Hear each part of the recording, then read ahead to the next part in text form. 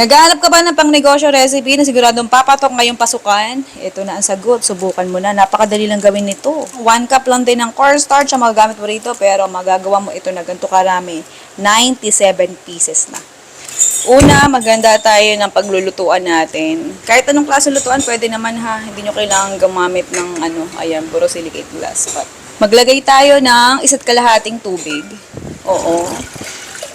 Para sa ating main ingredients, kailangan natin ng, ayan, cornstarch ulit. Mga 1 cup lang. Oo, okay na yan.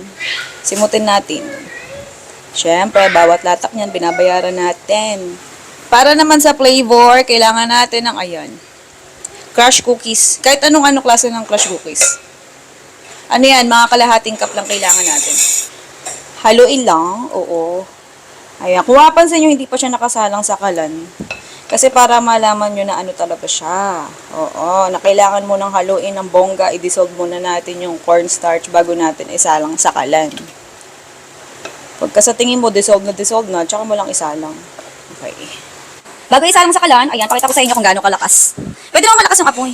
Oo, kung nagmamadali ka, pero kailangan mabilis halo nun. Pero kung sakto lang naman ang pagluto, di ka nagmamadali. Kaya mga ganyang medium fire lang pwede na.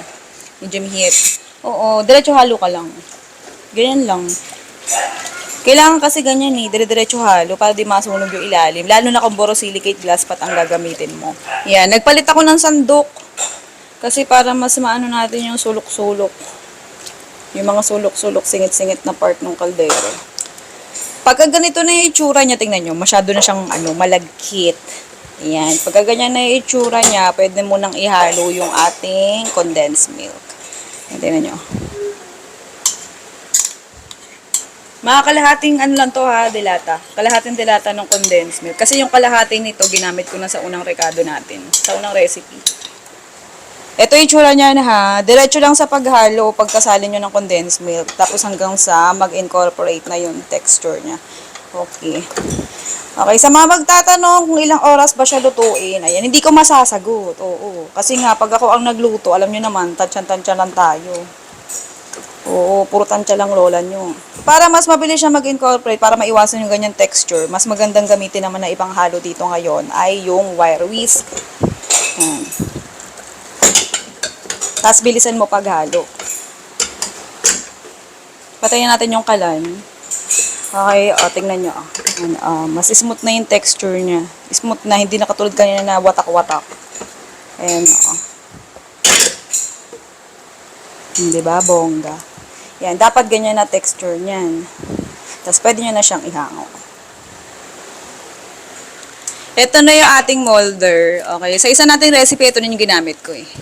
Kahit anong klaseng hulman, pwede ha. Sa parchment paper, hindi nyo naman kailangan gumamit ito. Pwedeng magpahid ka lang ng mantika. Kasi kahit gumamit na ako ng parchment paper dito, maglalagay pa rin ako konting mantika. Kasi para mas madali siyang tanggalin. Pahiran nyo lang. Kung wala kayong brush, okay lang kahit wala yan. Oo, huwag ipilit. Pwedeng kamay na lang. Pwedeng ganyan, Oo, nung nagsisimula ako sa vlog, kamay-kamay lang tayo, uy. Okay, isasalin na natin to, ha. Oo. Yan. Kailangan, habang mainit pa siya, isalin mo na. Kasi mabilis talaga yan mag-form. Baka mahirapan ka ng ikalat. Ayan, gagamit tayo ng spatula or patty turner. Oh my gosh! Ayan, ganyan. So, dito natin ay pahid yung mga sobra. Sobra eh. Natambak na naman natin.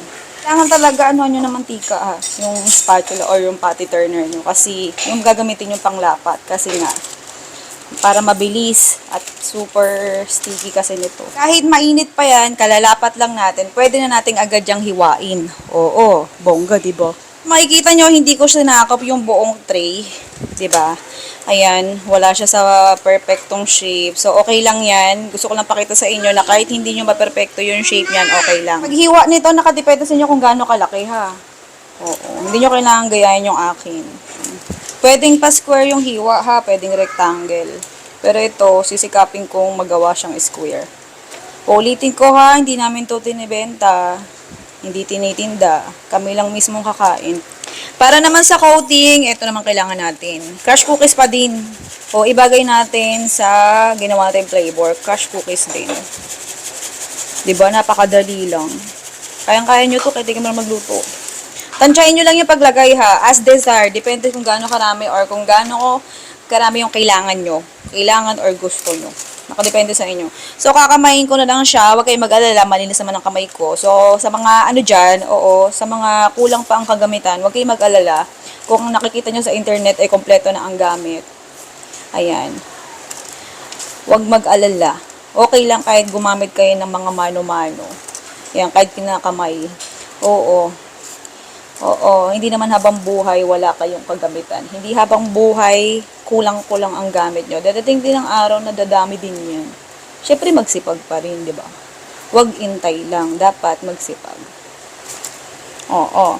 So, ganyan yung tsura niya, ha? Sarap! Tingnan niyo naman kung gaano ka-fluffy yan. Para naman sa mga nag-iisip kung ano nga bang pwedeng magandang lalagyan dito sa recipe natin. Ayan. Ito lang naman ang maisasuggest ko sa inyo. 100 pieces na laman nito. O diba? Marami ko na malalagay. Okay. Tapos, ganito siya. Yung kabilang side sealed na. Yung kabila open pa. So, kung saan yung open, dun mo ilalagay yung product mo. Kamayin na lang din natin. Okay. Yan siya. Isa-isa lang. Okay, tapos, oo, eto naman yung ating sealer.